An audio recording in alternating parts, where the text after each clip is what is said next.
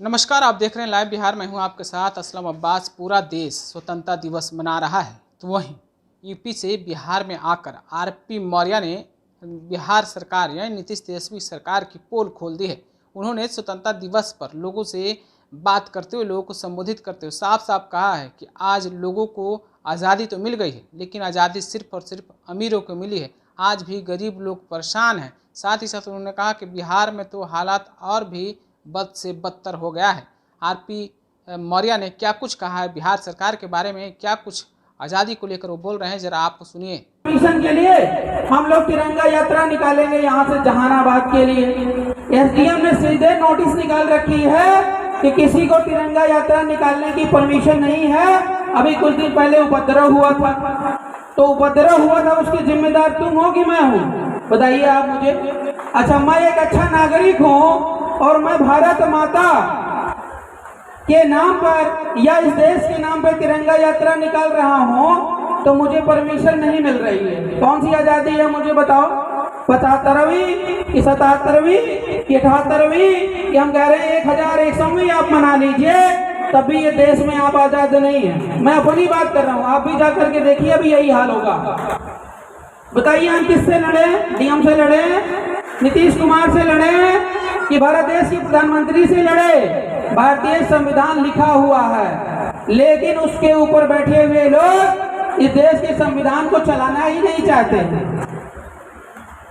नियम कानून बना दिया गया है कि हर नागरिक का अधिकार है, सम्मान है, लेकिन वहां पे बैठा हुआ व्यक्ति अपनी वाली करता है। लेकिन जब हमारे बिहार के लोग बाहर जाते हैं कहीं पर भी, तो उनको बिहारी और बिहारी कहकर अपमानित किया जाता है। ना, ये बात आपने तो सुना होगा, देखा भी होगा अगर आप बाहर गए होंगे। तो आप सोचिए कि क्या ऐसी वजह है जो स्पेशली बिहार को, बिहार जैसे हम कहते हैं नहीं, भारत को भारतीय कहते हैं, जापान में रहने वाले को जापानी कहते हैं, तो हम बुरा नहीं मानते हैं। लेकिन अगर बिहार में रहने वाले को हमने बिहारी कह दिया, तो आप भले बुरा मत मानो, लेकिन सामने वाला यही सोचता है कि मैंने इसको गाली दे दिया। उसका इसका मतलब नहीं समझता है। वो बोलेगा कि हमने साले को गाली दे दिया और अपनी इच्छा पूरी कर ली। समझ रहे हैं ना? अभी बाद 10 साल के बाद आप देखोगे कि हिंदू मुसलमान बन जाएगा और मुसलमान हिंदू बन जाएगा ना? बताइए आप मुझे। और जब हिंदू मुस्लिम की लड़ाई होती है वोट के लिए, तो सबसे पहले आप ही मारे काटे जाते हैं ना। अभी देश में इतना बड़ा आंदोलन चल रहा है, किस चीज का जानते हैं? कि जनता को लड़ाओ, प्रधानमंत्री फिर से बनाओ। जनता को लड़ाओ, प्रधानमंत्री फिर से बनाओ।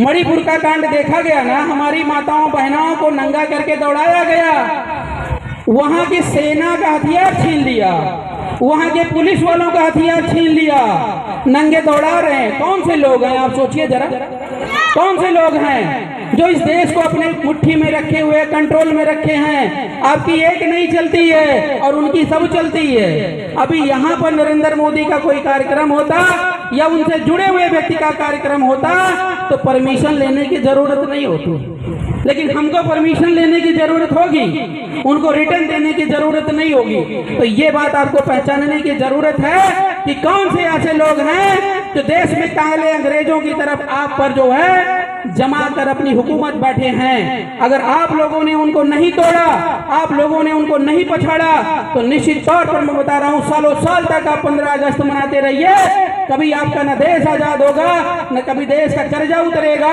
न कभी आपको अधिकार मिलेगा, न कभी सम्मान मिलेगा। ये मैं गारंटी वारंटी के साथ कह रहा हूँ। तो अभी आपने सुना आरपी मौर्य को किस तरीके से वो बोल रहे थे, बिहार सरकार के बारे में बोल रहे थे, नीतीश सरकार के बारे में बोल रहे थे, साथ ही साथ आज़ादी के अमृत महोत्सव के बारे में भी बोल रहे थे। उनका साफ साफ कहना था कि गरीबों को आज भी पूरी तरीके से आज़ादी नहीं मिली है। स्वतंत्रता दिवस पे हम सब लोग अपने वीर सपूतों के प्रति कुर्बानी को लेकर गौरवान्वित महसूस होते हैं, फख्र महसूस करते हैं, लेकिन आज भी बहुत सा ऐसा इलाका है जो काफ़ी पिछड़ा है, गरीब लोग काफ़ी परेशान हैं, जहां तक सरकार की पहुंच नहीं हो पा रही है, सरकार नहीं पहुंच पा रही है। जैसा कि आपने सुना भी है, उन्होंने साफ तौर पर कहा कि गरीबों को आज भी पूरी तरीके से आज़ादी नहीं मिल पाई है।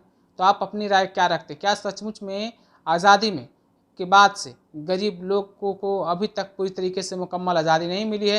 क्या सचमुच में अमीर ही अमीर होते चले गए? इन तमाम सवालों को लेकर आप अपनी राय क्या रखते हैं?